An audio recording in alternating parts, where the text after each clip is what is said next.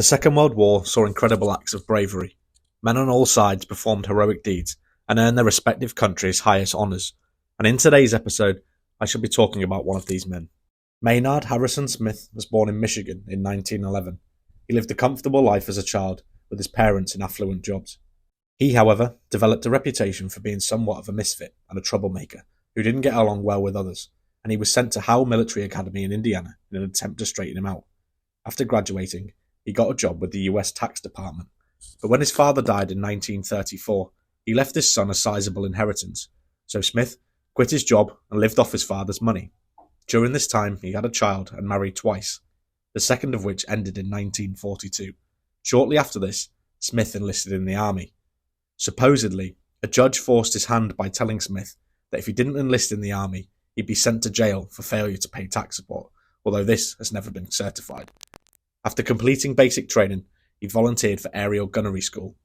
At the time, all aerial gunners were non-commissioned officers, and Smith hated taking orders from men younger than himself. Becoming an NCO meant better pay and better conditions. He completed his training in Harlingen, Texas, and in April 1943, he was sent as a replacement gunner to the 423rd Bombardment Squadron of the 8th Air Force's 306th Bomb Group in Thurley, England. Smith was somewhat short in stature, standing around 5'6", and he quickly gained a reputation as a stubborn and obnoxious airman. He did not get on well with the other airmen stationed at the base. He soon earned the nickname Snuffy Smith, and his personality and lack of military bearing meant that he was seen as undesirable to join many bomb crews who saw their B-17s and their crews as family. But eventually, due to high casualty rates, Smith saw himself join a crew as a ball turret gunner. Smith flew his first mission on May 1st, 1943. He joined a B-17 filled with combat veterans. Its pilot was flying his 25th and final mission, and many of the other crew members had high mission numbers too. The target of their mission was the German U-boat pens at Saint-Nazaire on the French coast. The location had been nicknamed Flak City by Allied airmen because of the heavy German anti-aircraft defences that had been erected there. The mission started badly. Several of the bombers had failed to rendezvous as intended, and a few others had serious mechanical problems and had to turn back to England or risk facing a major problem over France. The middle portion of the bomber mission went well, however, with no German fighters engaging the B-17s until after they had released their bomb loads on the target. As the enemy fighters came at the bombers, the Americans used evasive tactics to elude them by flying into large cloud banks. This, however, did cause a problem.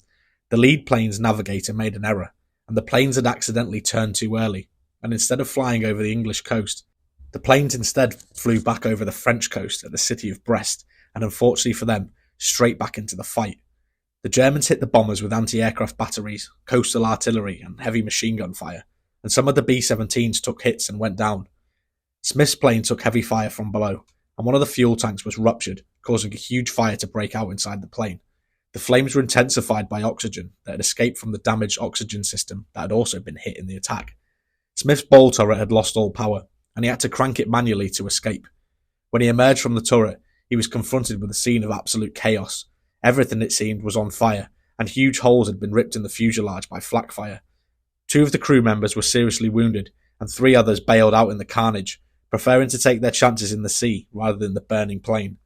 For the next 90 minutes, Smith fought the blazing inferno with extinguishers, water bottles, and even resorted to urinating on the flames.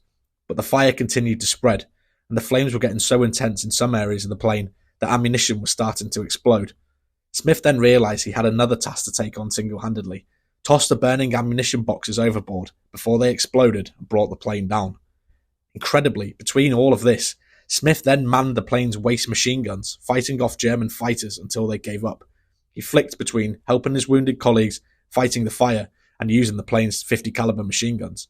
The pilots had also survived the carnage and landed the almost destroyed bomber back in England.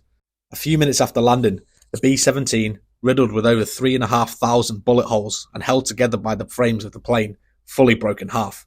The 3 crew members who bailed out were never seen again and were presumed lost at sea, but Smith's efforts undoubtedly saved the lives of the other crew members aboard his aircraft. For his immense courage, Maynard Harrison Smith was awarded the Medal of Honor, becoming the first enlisted airman of the US Army Air Force to receive this distinction. The award ceremony has a hilarious story attached to it. Henry L. Stimson, the Secretary of War, had been dispatched to England, and while on his trip, he was to present Smith with his Medal of Honor. All the trimmings had been put out, A flypast had been organised, and reporters were there to cover the event, as well as generals and, of course, the Secretary of War. One small problem arose, however. Maynard Harrison Smith was nowhere to be found. A search party was organised, and Smith was eventually located, in the kitchen, on punishment. America's newest hero had been late to one too many briefings, and was subsequently put on punishment. After a quick change, he was eventually presented the Medal of Honor. Smith went on to fly 4 more combat missions before being grounded for combat stress. He was then assigned to clerical work, which he was less than adequate at, and his performance led to him being demoted to the rank of private. Shortly before the close of the Second World War, he was sent home and discharged from the army. He married his 3rd wife, and with whom he had 4 children. Maynard Harrison Smith died in 1984, aged 72. He is buried in Arlington National Cemetery. Well, that concludes today's video. Hope you all enjoyed it. Don't forget to hit like and subscribe. Thank you all for watching, and we'll see you on the next one.